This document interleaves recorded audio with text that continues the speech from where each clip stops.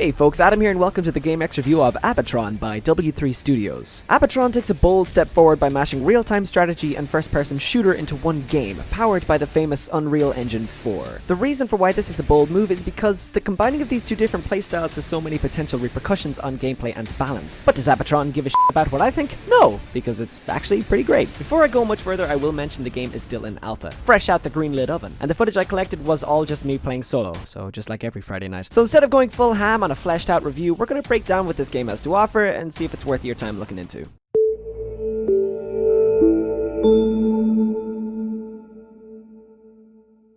When you launch a match, all involved players get a ready check, and while waiting, you take in the scenic view. Ah yes, a dark-lit land with a cripplingly long overcast of grey clouds. I'm home.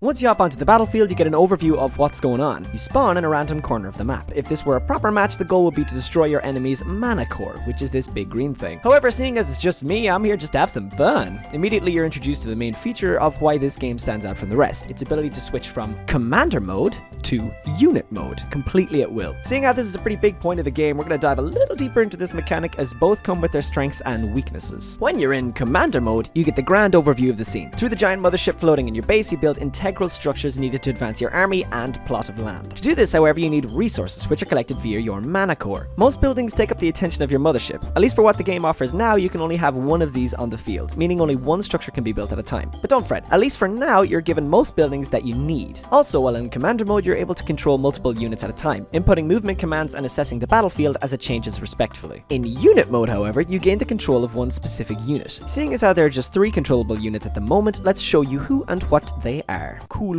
Whip, the drone. Different from your standard worker units from games like Age of Empire or Starcraft, your drone is primarily for reinforcing your defenses. By building walls through command mode on the drone, you can force opponents' units to either waste time focusing on a roadblock or follow a path leading to your army's open arms. The Thrasher. The Thrasher occupies the role of a Wolverine type unit, excelling in close quarters melee combat. It deals swipe damage and has the ability to leap in or out of combat. Its left click operates as its regular melee attack, while Q puts the Thrasher into leap mode. Once you've selected the direction you want to leap, the Thrasher lashes out and deals damage whenever it collides with enemy units. Its or ultimate, yes, there is a leveling system and ability management, is like a drunk guy in a computer chair with kitchen knives. A bad time. At least for the other guys anyway. Choosing when to take control of a Thrasher would most strategically need to be done when the enemy units are clumped together. Engaging with the leap deals big AoE damage and puts your Wolfman in range for his swiping attacks, devastating a front row formation, or even better, the ability to flank a backline and kill ranged units if your opponent isn't paying attention to them. Mana locks. Mana locks fill the role of a ranged damage dealer. Its left click is a vaporizing lasers that go pew pew, zap zap, whoop whoop and sh**.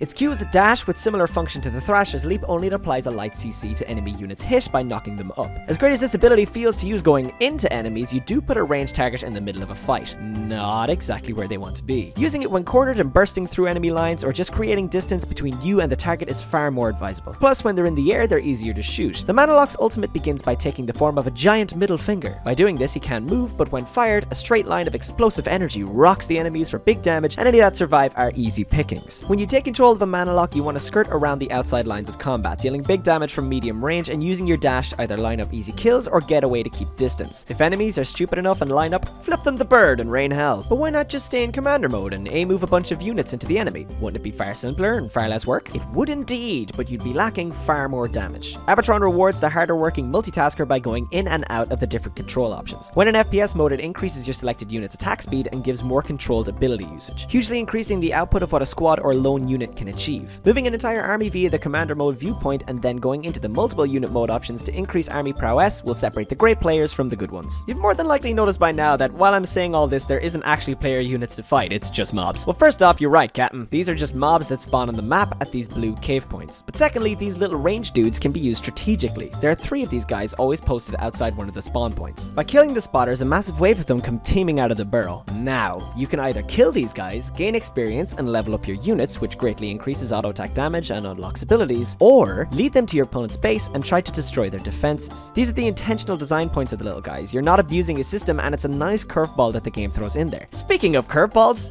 Queen Spider thing. Not serving much of a purpose at the moment, other than showing she's got the moves like Jagger, this unit can be claimed for your own by defeating it in combat. Once you do, it falls under your control. For comparison purposes, it's like the dragon from League of Legends if Mordekaiser helped kill it. It'll no doubt be an intimidating unit, and having it under your command in a heated battle might be the difference between victory or defeat, meaning that when she spawns, which is announced globally, players might be forced, depending on their strategy, to go out into the Irish fields and claim her for their own. The base walls you start the game with have auto turrets placed on top of them. They act as your primary non-player controlled defenses when enemies come in range, be it critters or enemy player units. Overall, this game offers a lot for the first of its kind. You get the feel that W3 Studios didn't just get this idea overnight and thought, yeah, f it, no one else is doing it. There's a lot of flesh already to this game, and this is its most basic form, which has me excited to see where it could go from here. Yes, the animations for units is lacking some, and yes, at the moment there isn't an awful lot in the game, but they don't call it alpha for nothing, I guess. If Abatron continues down the path it's set for itself, then this may be the next thing that takes up a lot of my personal time. If the game seems like something you'd like to get involved in, then by all means head over to their Kickstarter and support the development starting on August 30th, i.e. the date this video goes up. The links will be in the description, and the big question will be, is it worth it? Again, just a personal thing, but yeah. Honestly, it takes a fresh look on a concept people would have only thought of during some drunken ramblings with their gamer friends before they turn to him and are like, "You're drunk, shut your face hole, it'll never happen." An exciting concept with already a lot of potential. Thanks for watching this kind of review, kind of in-depth analysis, folks. As always, if you'd like to check out our last video and or subscribe, click the annotations on the screen. Also, don't forget to check out our website, GameX.io, a game recommendation website unlike any other. Sign up today and maybe find the next personal gem for you to enjoy. Love, love, love, love, love, love, love, love, love.